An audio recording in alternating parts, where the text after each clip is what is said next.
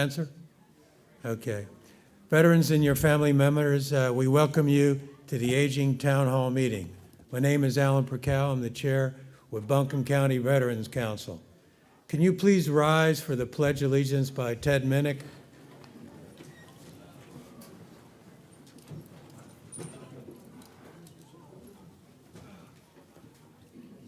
If you're a veteran, you may salute. If not, place your hand over your heart. Say with me the Pledge of Allegiance. I pledge allegiance to the flag of the United States of America and to the republic for which it stands, one nation, under God, indivisible, with liberty and justice for all. Two.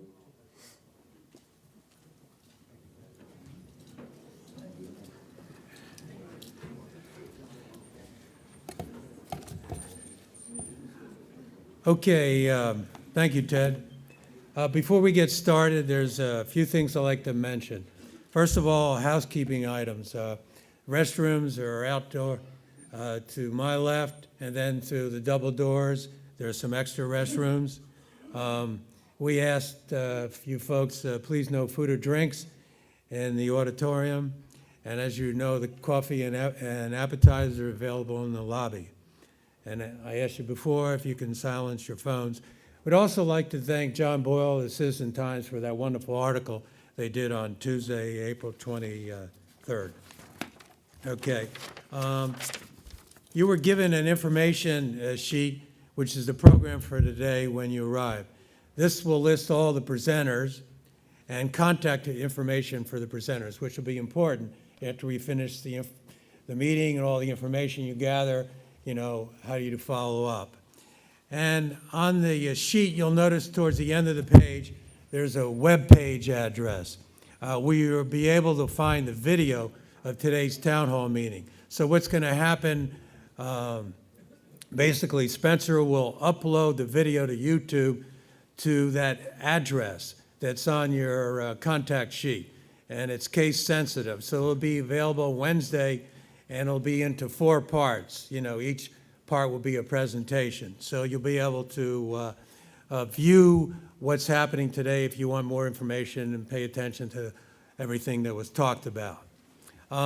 In that little 4-page packet with the paper clip, there was a survey. We'd appreciate it if you fill that out and leave that survey in a little box as you're leaving today. Okay, this the paper safe here. This was donated by Associates of Vietnam Veterans of America. This is a folder where you can put a lot of important papers. You can put all your passwords. You can put your DD-214 in there, anything related to the estate, anything related to any legal issues in here. So a very useful folder. Please keep it. Okay, then inside the folder in the paper safe, there's some handouts and there's a pamphlet and folder related to healthcare and the aging. There's a pamphlet from the VA related to veterans survivor programs. And then there's some information regarding State Veteran Cemetery. Okay, so that's inside that packet. Okay. So when we do this town hall, each presenter will have their presentation, and then at the end of the presentation, we'll have folks with wireless mics. You can raise your hand. The person will come up to you. You can ask the question of the presenter. That will be at the end of each presentation. Okay. The other thing, when we finish about 1-ish, on your way out, if you still want to visit the information table, talk to individuals here, please be happy to do that. Okay. All right. So let's get started. So our welcome address will be presented by Stephanie Young, who's the director of the Charles George VA Medical Center. Veterans of Western North Carolina are fortunate to have a VA that we can trust and provide quality care. Stephanie Young.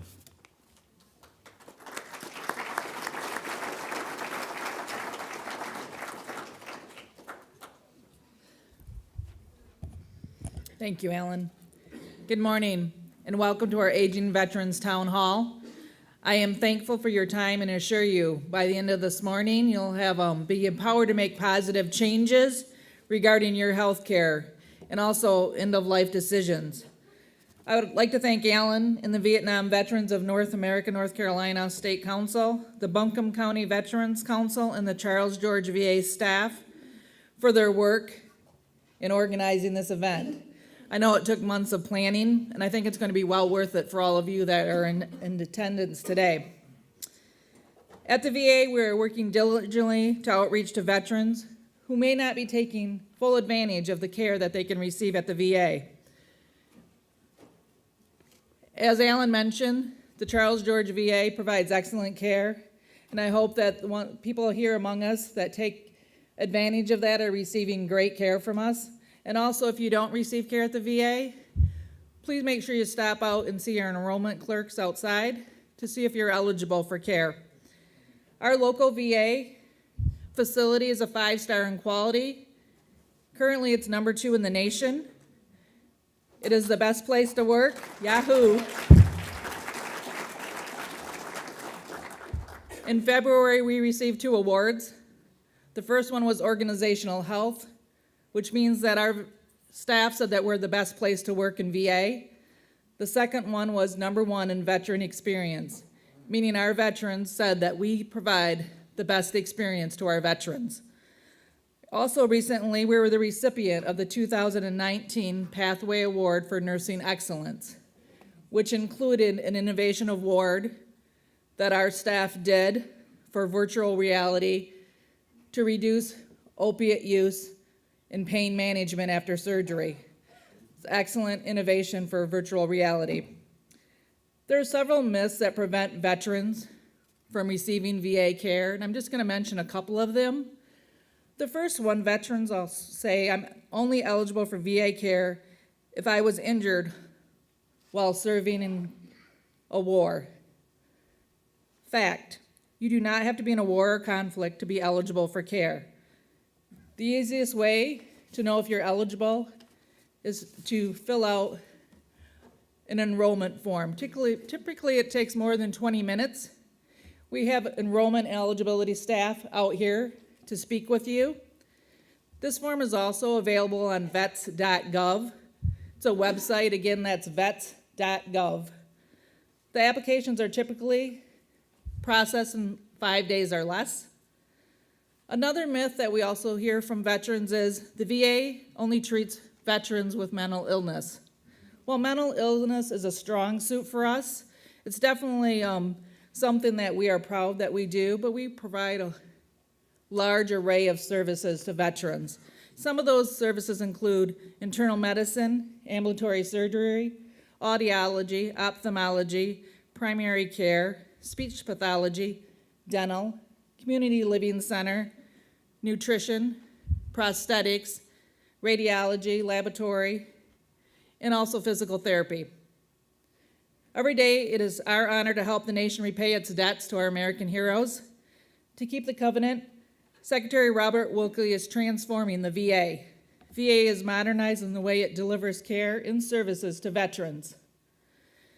VA modernization is about providing veterans the quality and care and services they deserve, improving VA performance, enhancing the veterans' experience, which the Charles George already proves that they do well, implementing the Mission Act, empowering employees with systems, processes, and resources needed by our veterans. We've made great progress, but we have much to do. As we know, no organization is perfect, and we don't claim to be. Our measure of success will be the timeliness and quality of care and services that we provide to support veterans and their families. We want veterans to choose VA because they want to, not because they have to. Our veterans deserve nothing less. I want to thank you again for coming out and taking the time today to learn from our presenters.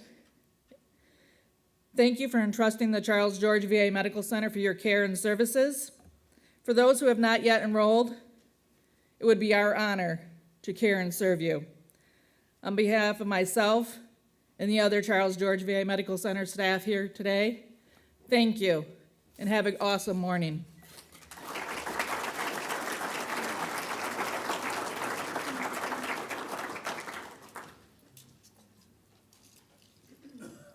Thank you, Stephanie.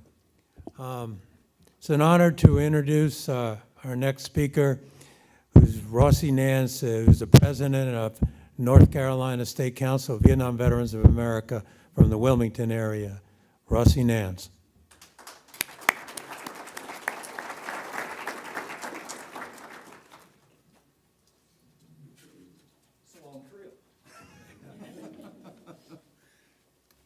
Good morning. I want to say one thing. Welcome home to all of you. About last July, I was in Palm Springs, California, and I sat through a seminar on basically aging veteran. And I got to thinking and came home, and Alan and I started talking, and Alan says, let me run with it. Well, western part of the state needs it. So Alan ran with this, and look what he's done. Thank you, Alan.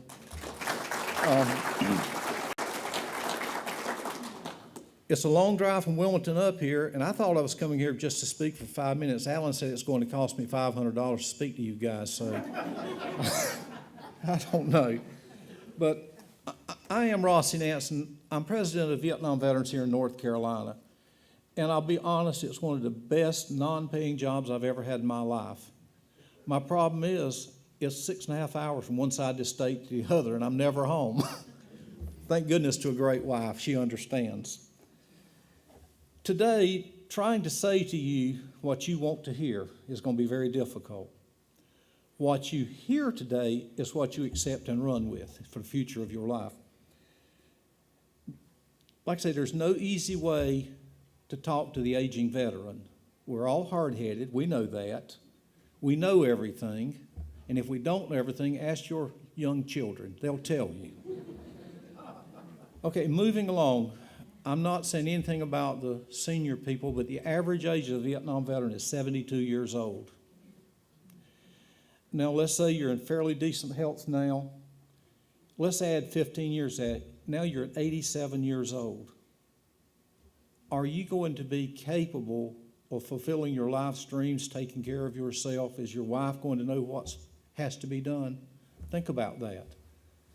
I think you can answer those questions after the seminars today. Now, I'm not going to go into lecture. I'm just going to mention a few facts, and the facts I mention is something I was taught in Palm Springs, and I just want you to listen.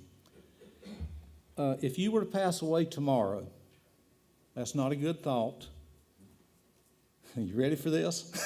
Do you know where your military records are, every one of you?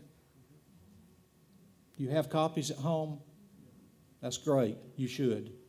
Does your wife know where they are? Yes. Her husband. My apology. I'm speaking in the wrong tense. Okay. If you were married when you were in the military and you came home, unfortunately that didn't work out, and you separated, have you checked your insurance policies to make sure that your first wife is not the beneficiary on your insurance policies? Guys, think about that. Girls. You may have a nice lump sum coming to someone and your wife doesn't get it. That's fact here in North Carolina. Okay, now let's get to a funny point in life. I like funny things, don't y'all? Is there anyone in here that's got a key ring on their side? Sir, hold your keys up. Now, I'm getting to a point now, and this is, you see all these keys these two gentlemen have?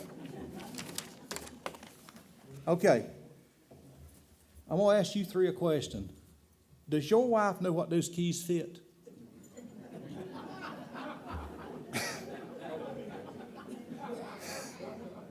I think you know the answer. Would it not benefit your wife that somehow you've got a little indentation on those keys what it fits?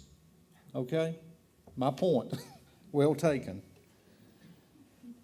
The reason for that, gentlemen, you got a safe deposit box, you got a key to it. Now, is your wife going to know that goes to a safe deposit box, or is your girlfriend going to know to go get your money? Okay. Now, let's talk about very serious. Have you considered your burial? Don't leave it up to your wife or husband to, after you pass away, to figure it out. Have you written down your favorite song that you want played at your funeral? I know that sounds bad, but everybody's got a favorite song, right? And it's your right to have that song played when you pass away. Now, getting to a little closer, I know that children and grandchildren like to have things that belong to you. I know when my father died, my nieces wanted my father's false teeth. And they got them. One of the children wanted such a silver spoon in the house, just a spoon that was 50, 60 years old. They wanted that, and they got it. But the point is, my father had nothing that said who got what. It kind of upset me. Now, gentlemen, ladies, I know you might have just this little coin that you've been keeping for 50, 60 years that is of value to you. It doesn't mean anything, but to you it means a lot. Have you told anybody who will get that coin? I'm getting blank stares. Have you got a vehicle you want to give to your grandson or granddaughter? You need to put it in writing. I think that's called a will. But you don't have to go to an attorney in North Carolina. Sit down with a piece of paper in your spare time and write your handwritten will. It's legal and it works in North Carolina. If you want to give a certain pen or pencil you've been keeping 40 years to give someone, have it written down. It makes the process easier. Now, in one last statement, I want to talk about the VA healthcare system.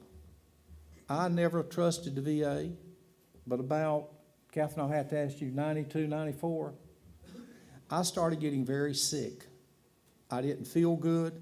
I was on the way to a doctor, and I said, no, I'm not going to see this private doctor. And I turned my car around in Wilmington. I drove to the federal emergency room, and I've been in VA healthcare ever since. And guys, I was 70 years old last week. Now I'm 22. Thanks to the VA. They're great. Before I close, on the way from Wilmington yesterday, it was a terrible drive. It was rain, it was traffic, it was congestion. I got a phone call from a Vietnam veteran, and I get these all the time. But I want to share this with you because what he told me fits right in with what's going on today. He asked me, he said, hey, is this Rossi Nance? I said, yes, it is. He says, can you talk to me? I said, well, sure, I can. So he said, I need to talk to you about my health. I said, what's wrong? He said, well, I have congestive heart failure. Then he stopped and he said, I'm a Vietnam veteran. I said, okay, keep talking. He said, I'm a diabetic. He said, I've got neuropathy. He said, I can't hear. My eyes are bad. He said, my lungs are messed up. He said, I got sent home from Vietnam with, he said, asthma. I said, well, do you go to the VA healthcare center? He said, absolutely not. He said, I'm anti-government. I don't trust the government. I want nothing to do with them. I said, well, sir, do you draw a disability? He said, absolutely not. I said, sir, is there any way that I can meet with you this week and sit down and talk to you? He said, Tuesday afternoon would be great. So I've taken VA information with me. I'll sit down with this gentleman on Tuesday afternoon, maybe Wednesday, and I'm going to inform him about the VA. I'm going to get his claims filed because the man told me, he said, I know I'm dying. Maybe I can help him out in just a little bit. Okay, in closing, please listen to what's going on today. Take heed and act on what's said. Thank you.